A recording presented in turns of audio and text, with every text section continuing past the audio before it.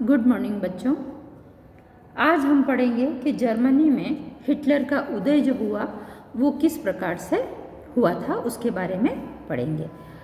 अर्थव्यवस्था, राजनीति और समाज में गहराते जा रहे संकट ने हिटलर सत्ता में पहुंचने का रास्ता साफ कर दिया कि जर्मनी के अंदर की जो आर्थिक संकट आ रहा था, राजनीतिक वहाँ पर संकट था, है ना, समाज में जो समाज के अंदर जो ये सारे संकट गहरा रहे थे, उसके कारण जो है हिटलर जो है वो सत्ता में पहुंच सका था। उसके लिए आगे रास्ता साफ होता गया और वो सत्ता में पहुंच गया।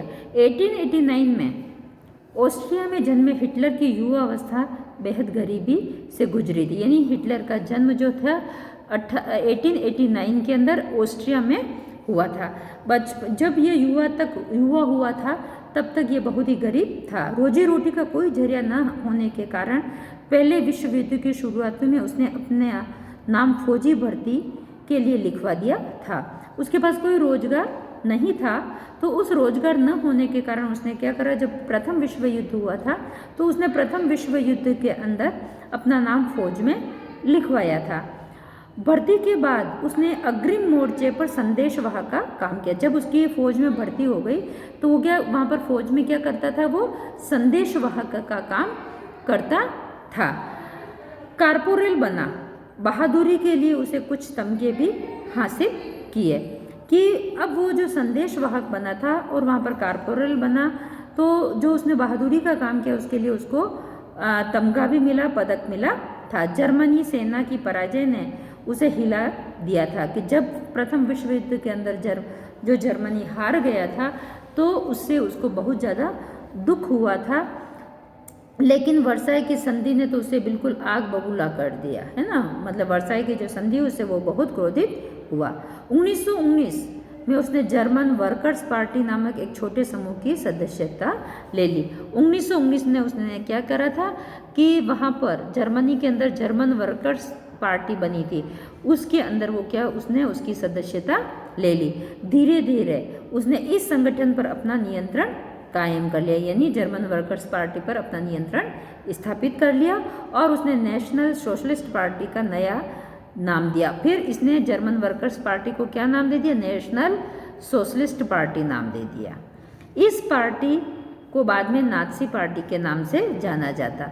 अब प्रश्न बनता है, नाज़ी का पूरा नाम क्या है, नाज़ी पार्टी का पूरा नाम क्या है, तो नेशनल सोशलिस्ट पार्टी, है ना। तो इसी को हम शॉर्ट में क्या कहते हैं, नेशनल सोशलिस्ट पार्टी को ही नाज़ी पार्टी कहते हैं। यानी इसके जन्मदाता जो है उसका नाम किसने दिया, हिटलर ने दिया था। 1923 में हिटलर ने बवेरिया पर कब्जा करने और बर्लिन पर चढ़ाई करने के और सत्ता पर कब्जा करने की योजना बनाई। 1923 में हिटलर ने क्या किया, बवेरिया जो था उस पर कब्जा करना और बर्लिन पर चढ़ाई करने की, इसलिए करके कब्जा करने की उसने क्या करा, योजना बनाई। इस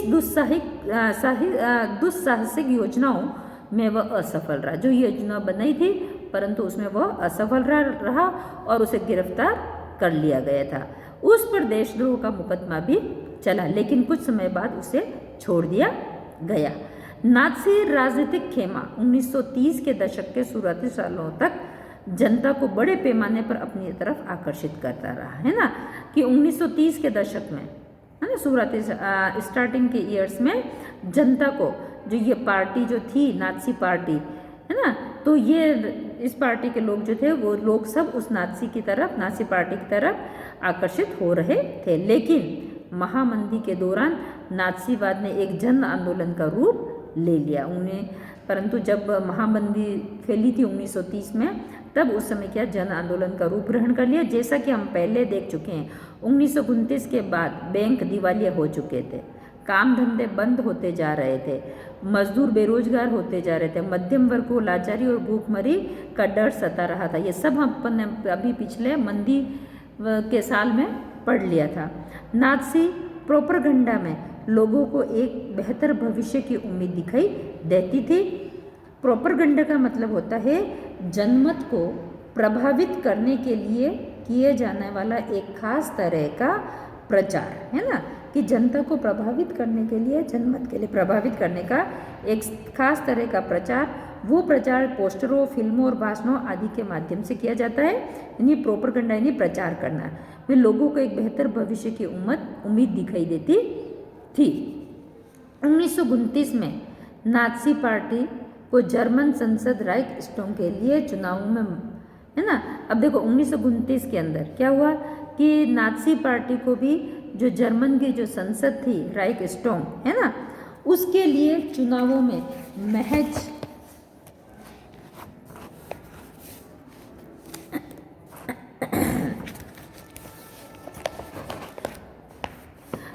2.6% वोट मिले थे। जो संसद के लिए चुनाव हुए थे उसमें नाज़ी पार्टी को कितने वोट मिले थे? 2.6 वोट जो है वो मिले थे। 1932 तक आते आते यह देश की सबसे बड़ी बात, देखो 1929 में तो सिर्फ संसद के लिए इसको 2.6 मिली, परंतु 1932 तक ये नाज़ी पार्टी जो नेशनल सोशलिस्ट पार्टी थी वो सबसे बड़ी पार्टी बन गई थी जर्मनी की, और उसे 37% वोट मिले। हिटलर जबरदस्त वक्ता था, यानी बहुत अच्छा भाषण देता था, वाचक था। उसका जोश और उसके शब्द लोगों को हिलाकर रख देते थे।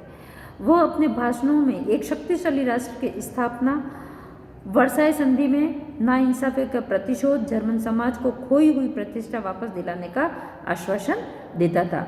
कि जब वो अपना भाषण देता था तो जर्मनी को जनता को वो अपनी कहता था कि मैं अपने राष्ट्र जर्मनी को एक शक्तिशाली राष्ट्र, विश्व में क्या करूँगा, शक्तिशाली राष्ट्र के रूप में स्थापित करूँगा, और जो वर्साई की संधि जो जर्मनी के साथ हुई उसमें जो जर्मनी के लोगों के साथ में जो नाइंसाफ़ी हुई उसका मैं प्रतिशोध लूँगा, बदला लूँगा, और जर्मन की जो खोई हुई प्रतिष्ठा है, समाज की खोई हुई, जर्मनी समाज की जो खोई हुई प्रतिष्ठा है उसको मैं वापस दिलाने का आश्वासन देता हूँ। उसका वादा था कि वह बेरोजगारों को रोजगार देगा, नौजवानों को एक सुरक्षित भविष्य देगा। उसने आश्वासन दिया कि वह देश को विदेशी प्रभाव से भी मुक्त कराएगा और तमाम विदेशी साजिशों का मुंहतोड़ जवाब देगा। हिटलर, देखो हिटलर के राजनीति की एक नई शैली रची थी उसने, है ना, कि राजनीति की उसने एक नई योजना जो है हिटलर ने बनाई थी। वह लोगों को गोलबंद करने के लिए आडंबर और प्रदर्शन को अहमियत समझता है। लोगों को गोलबंद यानी जमा करना, इकट्ठा करने के लिए वो क्या करता था? आडंबर और प्रदर्शन का प्रयोग करता था। कहता है इसको ज़्यादा अहमियत देनी चाहिए। हिटलर के प्रति भारी समर्थन दर्शाने और लोगों में परस्पर एकता का भाव पैदा करने के लिए नाज़ियों ने बड़ी बड़ी रैलियां और जनसभाएं भी आयोजित की, है ना, कि वो हिटलर के प्रति समर्थन दे। इसके लिए जो नाज़ी पार्टी के जो लोग थे उन लोगों ने क्या करा? बड़ी बड़ी रैलियां आयोजित करी, जनसभाएं आयोजित करी। स्वास्तिक छपे, लाल झंडे, लाल झंडों के ऊपर स्वास्तिक बना रखा था। नाज़ी सैल्यूट और भाषणों के बाद खास अंदाज में तालियों की गड़गड़ाहट में सारी चीज़ें शक्ति प्रदर्शन का हिस्सा थी। यानी जो ये जनसभाएं आयोजित करते थे नाज़ी के लोग, उन्होंने लाल झंडे हाथ में थे, एक नाज़ियों को सैल्यूट, भाषण एक अलग ही अंदाज में तालियां की बजाते थे।